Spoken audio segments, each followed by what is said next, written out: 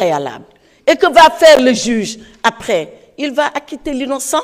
S'il est convaincu qu'il est innocent, il va l'acquitter parce que c'est la règle de la justice et c'est la primauté de la règle de droit.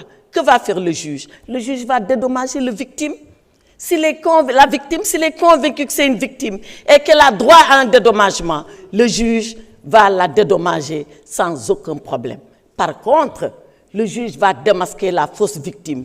Ces victimes qui, tous les jours, sont là à nous inonder de leurs larmes de crocodile, alors qu'elles sont aussi coupables que les gens qu'elles veulent dénoncer. C'est ça la justice. Ces 4 choses, le juge le fera. Et ces 4 choses, quand on est coupable, la loi va s'abattre sur vous. Quand on est innocent, la loi vous laissera partir. Quand on est victime, la loi vous dédommagera. Quand on est une fausse victime, la loi vous rejettera.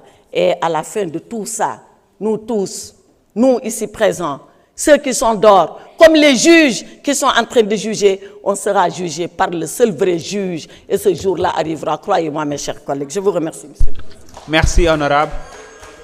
Mohamed Aïb Salim Dafé, dernier orateur.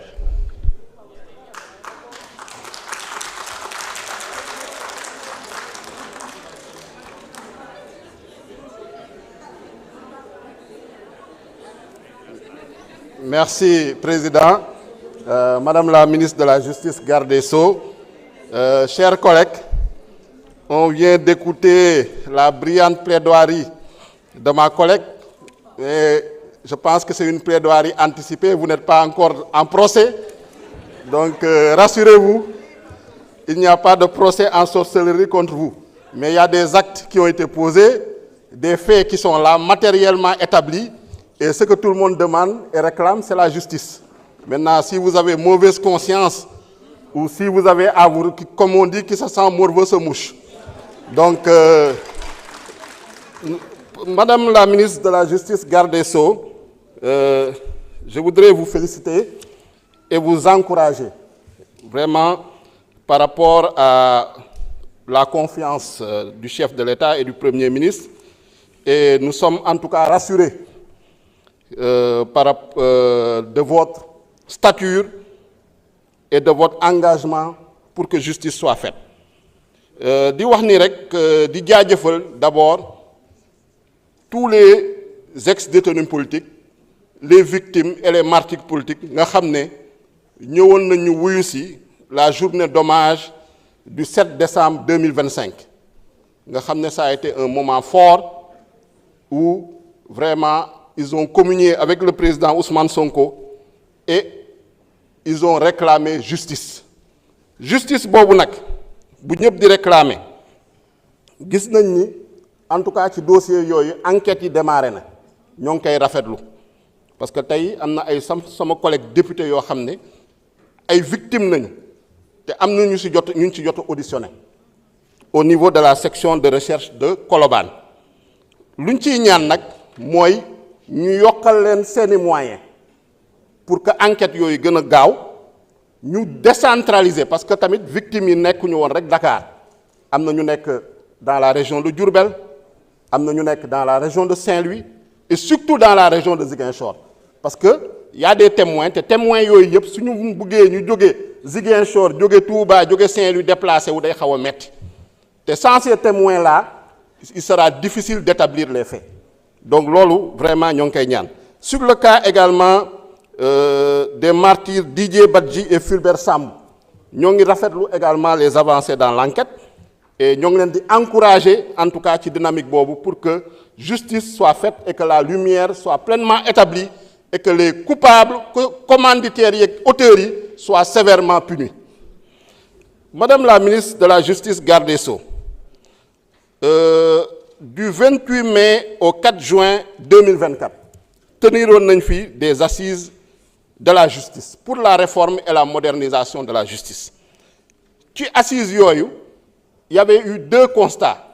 Benn première urgence bi ñu ne il faut réparer le service public de la justice. Ensuite deuxième urgence bi il faut refonder le service public de la justice. Donc loolu bëgg nañu xam fan ngeen ci toll parce que jëloon nañ ci ay recommandations lu toll ci 30 recommandations am na yu ñu ci jot nag commencé matérialiser su ma jëlee le pôle judiciaire financier jamono ji moo ngi dox ñooñu tam ñoo ngi ñaan ngeen yokk seen moyen parce que liggéey bi bëri na parce que vraiment la criminalité économique et financière sous le régime de Macky Sall a battu tous les records donc lu ñu leen jox rek yaakaar naa ni doyul pour vraiment qu'ils mettent la main sur ces criminels économiques et financiers. Voté nañ fi tamit la loi sur l'OFNAC jël au niveau du conseil des ministres adopté ngeen décret bi. Il y a également eu la loi et le décret sur la déclaration de patrimoine. Il y a eu également la loi et le décret sur le statut et la protection des lanceurs d'alerte. Loi et décret également sur la liberté d'accès à l'information. Mais on demande beaucoup plus parce qu'au niveau des assises de la justice, on avait demandé de renforcer les ressources humaines, matérielles et infrastructurelles du service public de la justice. Ressources humaines, c'est mon collègue wax nañ ko, ressources matérielles, wax nañ ko, ressources infrastructurelles, mun naa jël l'exemple du tribunal de grande instance de Sédhiou, nga xam ne ba léegi amagul ay locaux adaptés. Jël exemple du tribunal d'instance de Goudomp et de Bounkiling ba léegi kenn établir ko. Donc am na yeneen yoo xam ne mooy réforme texte yi code pénal code de procédure pénale ak yeneen textes yi nga xam ne y a des dispositions pénales qui sont dans ces textes yooyu yëpp tam war nañ ko réformer pour permettre d'améliorer le fonctionnement du service public de la justice pour permettre de réconcilier la justice et ses usagers. En tout cas ñoo ngi lay encourager yaak ses collaborateurs ak ses équipes de vous souhaiter plein succès dans l'exécution de ce budget 2026. Je vous remercie. Merci, honorable.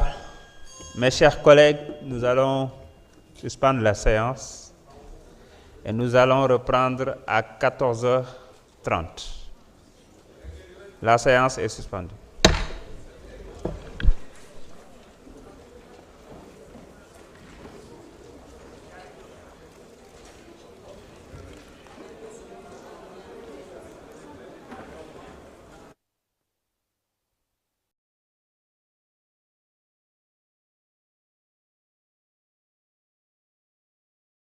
La séance.